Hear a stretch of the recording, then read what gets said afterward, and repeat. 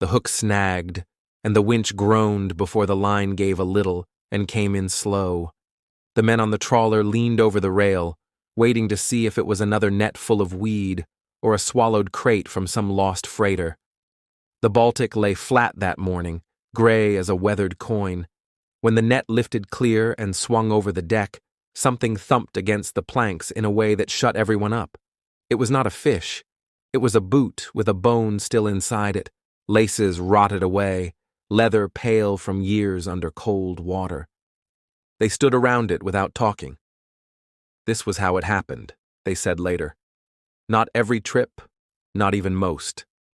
But every so often, a net swept across a place where a ship had gone down in wartime, and the Baltic gave back a piece of someone. The water in that sea ran colder and less salty than oceans elsewhere. It swallowed wrecks whole and kept them. The low oxygen at depth slowed decay. Cloth stayed. Leather stayed. Sometimes there was bone. Sometimes there was more than bone. Decades after the last shots of the war, fishermen still pulled up reminders of it. Some days it was a helmet with a line of rust where a badge had been. Some days it was a buckle, a gas mask canister, a mess tin. Once in a long while it was a section of netting that came up heavier than it should, and the deck went quiet while they cut it open with knives. They found rib cages that looked shaped by a mold, skulls stained the color of tea, and sometimes a sleeve with the cloth holding together better than anyone expected. The men called the authorities, and the authorities came. The net was taken away, piece by piece, like a small funeral without a crowd. The Baltic held more than most people guessed. War had crowded it with wrecks from air raids and torpedo strikes and mined passages. In the winter of 1945, as the war's end loomed in the east, civilians and troops fled by sea. Convoys crossed the frozen night, lights blacked out, trusting fast ships to outrun submarines. Some did not make it. Thousands died in a few grim hours on several different ships, losses that dwarfed famous disasters elsewhere. Their names were repeated in ports and then carried back home by letters. Ships packed beyond reason that took one torpedo too many and never saw daylight again.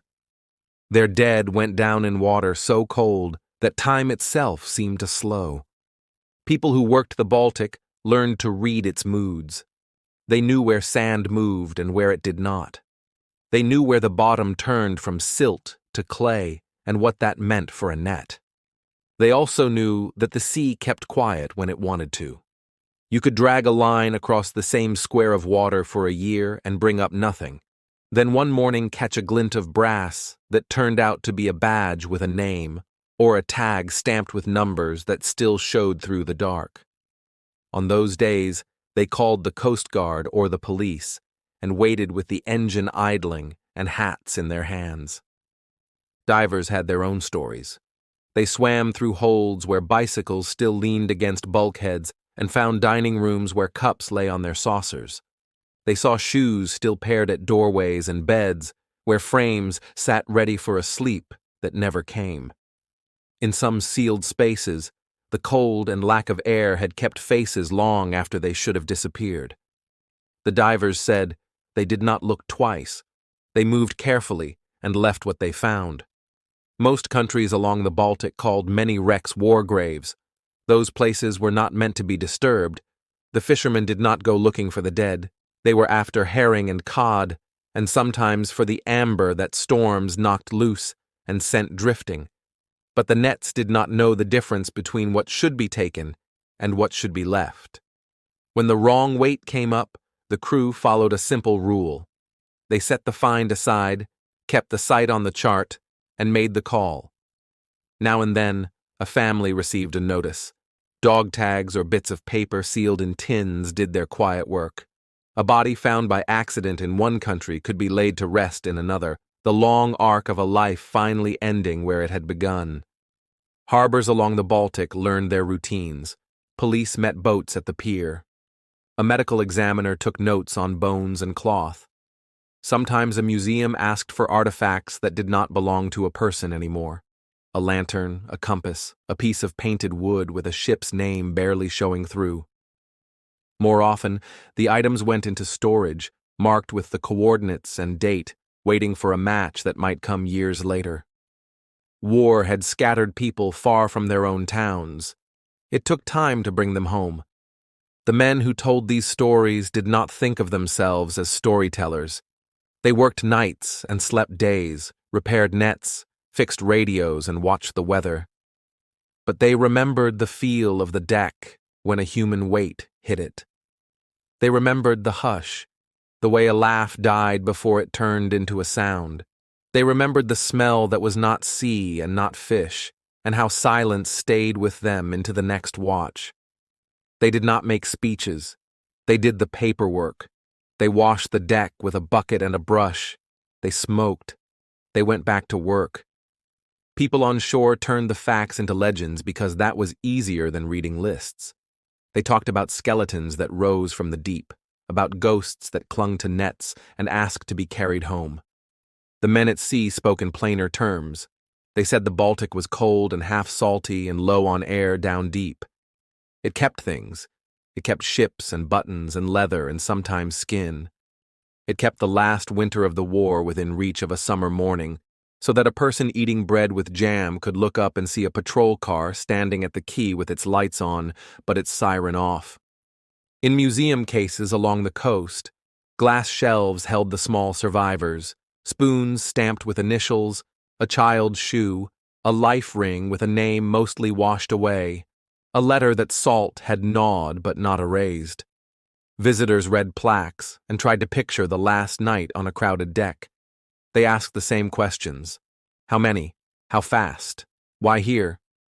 The answers were simple and not simple. Mines and torpedoes. Too many souls on ships built for less. Darkness and ice and orders that came late or came wrong. The sea kept those answers just under the surface and returned them a piece at a time. On a different morning, years after that first boot thumped onto a deck, another trawler brought up a coat with buttons still attached. The cloth had turned the color of driftwood, but held its shape. In the pocket, a small book stayed closed under a loop. They did not open it. They set the coat down, called it in, and marked the chart. A patrol boat came out, and 2 officers climbed aboard, their breath showing in the cold.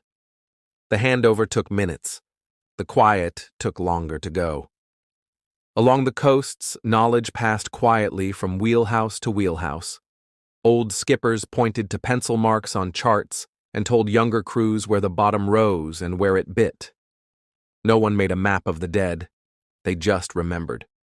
Respect was the only rule that never changed. The Baltic did not give up its dead all at once.